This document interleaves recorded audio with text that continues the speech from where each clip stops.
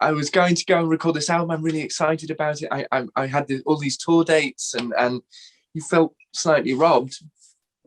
And then from there, I felt I want to play a show again, but none of us feel really comfortable in, promoting shows and doing, 150, 200 people in a room, no matter how big the room is. It just doesn't seem right. Then I spoke to my friend Stephen Shirk, who's a studio owner here in Chicago, and we decided to do these concerts where I would go back and play the whole of every single album I've done, but all acoustic. And that's been a whole nother kind of discipline. And it is obviously a different thing, isn't it, when you're performing to a sort of captive computer audience as such. Yeah. How do you enjoy it, or can you find some sort of enjoyment? I know it's a very different beast, isn't it? Well, any chance I get to play music is enjoyable. But it is different, you go for it, you put your heart and soul into it, you go for it, and then it's like, all right, here's another one for you. It is an exchange playing music, isn't it? I mean, you know this as well as anyone, that you sing, you play, and there is an exchange between you and those listening, and it's important to have that. It spurs you on, it drives you, it creates an atmosphere, and it's a total mutual thing. So with that removed, you've got to be conscious to try and artificially create it, and it's really difficult. So I enjoy playing it because I get to play music, but it's not it's not a replacement. I can understand that. You almost need like some sound effects, don't you? To get a little sound effect box that's got applause and like vuvuzelas and just hit go at the end of every song. Brilliant. Davy, I'll record that for you and send it over, and you can play that at the end of every song. One more tune. I've only played one. It must be interesting to hear people's reaction to reinventing these songs in a purely acoustic way from start to finish, the whole albums.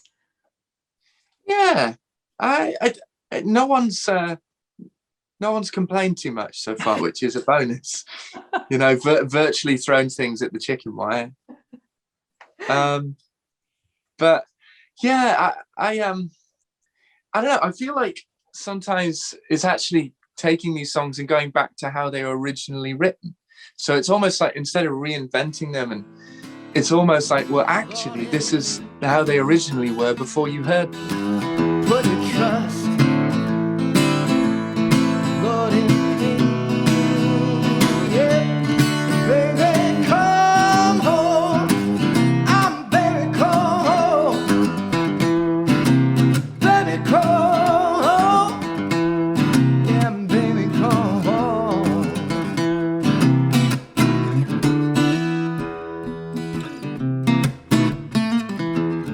Really refreshing to me to kind of go back and there's some songs that you just flat out forgotten about. You go, oh, actually, I quite like this one. Why haven't I played this one so much? So it's been a really fun exercise.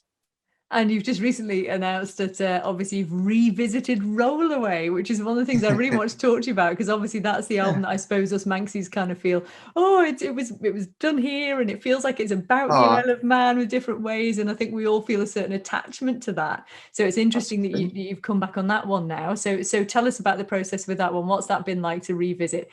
Yeah, we did it as a live stream, but we wanted to record it in a studio just because it's great audio, it's lovely pieces of kit there that can make it sound good. If you're going to do this and you're going to expect people to spend their hard-earned money on it, do it right. And so the audio from it just was really lovely, beautiful, and not everyone wants to sit and watch a live stream.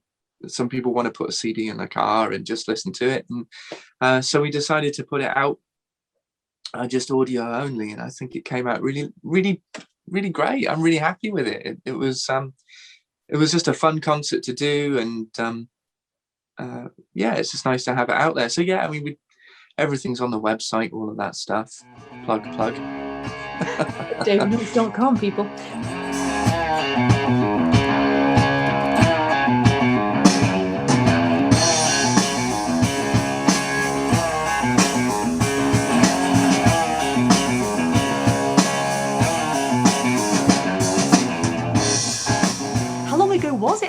what was the year that we actually did Roll Away? Did we record that? It was released 2007, so 2006 -ish? Must have been, yeah. Must have been, yeah. I mean, that was at Damn Studios. Yeah. It was such fun. Fabulous. Yeah. So tell us what you remember about the actual recording then, about that time. Well, that's the lovely thing about revisiting these albums, is you do kind of put yourself back as you were recording them. It was just so wonderful, wasn't it? It was just seemingly no pressure. These were songs that we'd played out in the pubs on the island a lot, and so they were really familiar, and it was just a total joy. In fact, it's something that I kind of really wish in a lot of ways that I could still do my first album over and over and over, because there's no thinking, are people going to like this? Is it going to sell? Is the label going to like this? What do you think the radio track's going to be? All of this stuff that having gone through this process a few times now, is there in the back of your mind when it shouldn't be. On your first album, it's just, we've got these songs, we want to record them. And it was just a total joy. And also just being that young and kind of being goofy and just it was an enormous amount of fun. It really was.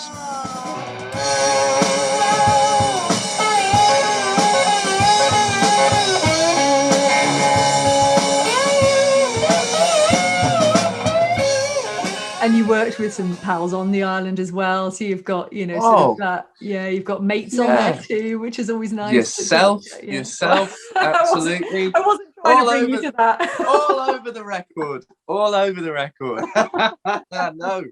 No.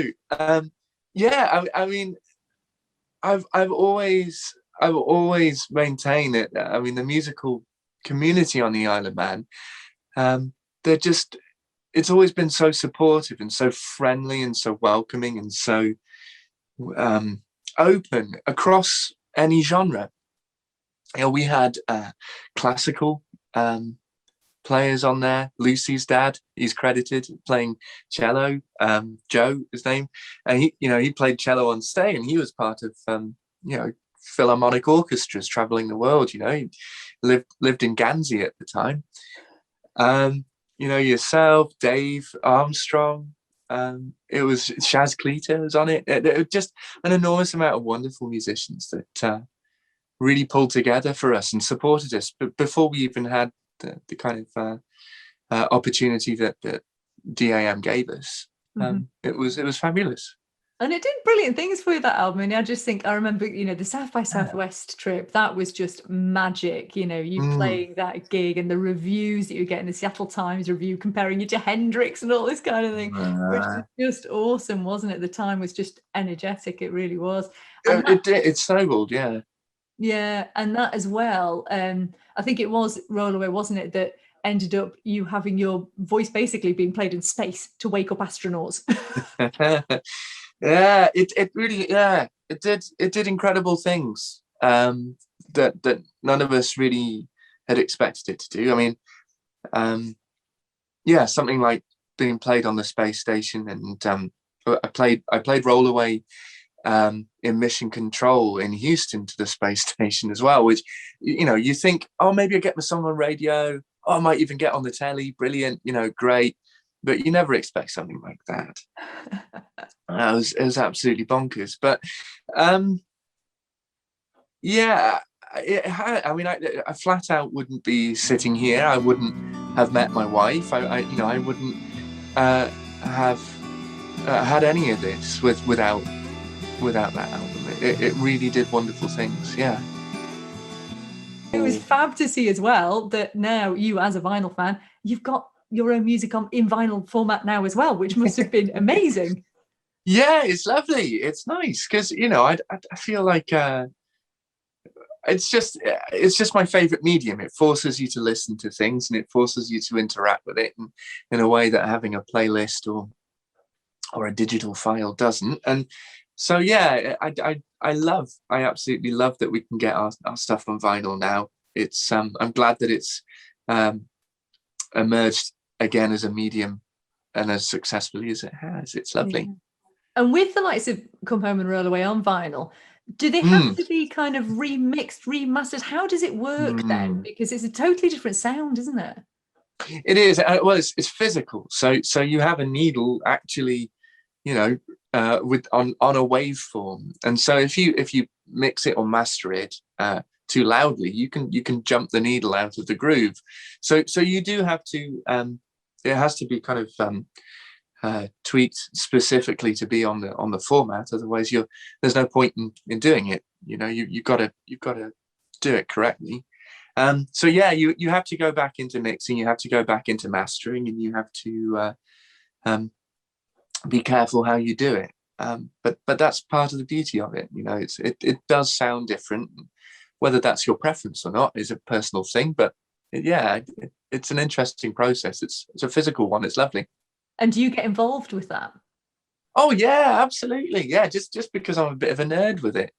I have to. It's nice. I'd much rather do that kind of side of things than any of the computer side of things. I have a very kind of limited attention span when it comes to screens and digital stuff. I like tactile things. I mean, the island scene, you will be pleased to know, is still absolutely thriving, and there's some fantastic musicians coming up in every possible genre. We've got all sorts going on over here now. So for any sort of young'uns listening who might want a bit of advice, what sort of advice would you share? I think that maybe the biggest thing that I've learned over the years, I've spoken like a really old man right there, is just to be totally honest with yourself. If you are trying to sing and play something and you don't believe it yourself, you cannot expect anyone else to believe it either. I think if you are honest with yourself, and you have to be brutal with yourself, because if you try and put something out just to put it out there or just to play it, it'll never work. You have to be 100% behind it yourself before you can expect anyone else to be. That is very well said and excellent advice, Davy. Well, I should probably let you go and have your day and see your wife and child to be. Spend some time. It's been an absolute joy catching up with you. Have you got any messages for your fans and family back on the Isle of Man? Oh, it's just been awful not being able to come back to the Isle of Man. I've missed it horribly. I get a good kind of opportunity, once or twice a year minimum, just to come back. It's not even just about playing on the Isle of Man. It's just about setting foot on it. You feel recharged, and to have not had that over the last year or so has been very difficult. So as soon as it is safe to do so, and as soon as we can, I really look forward just to being home, I think. What will be the first thing you do when you step off the plane? Well, I don't know. It'd just be nice to go home and see my mum. Oh, that'd be lovely. To the Jan. Yeah, hello. Hello, Mum. Yeah, it'd just be lovely just to give her a big squeeze. Davy, it's always a joy catching up with you. All the very best to you and your family. And just remind us again where we can find all of your awesome music. Well, look, it's been an absolute joy. Always a pleasure and an honour. If anyone's interested out there, it's davyknowles.com.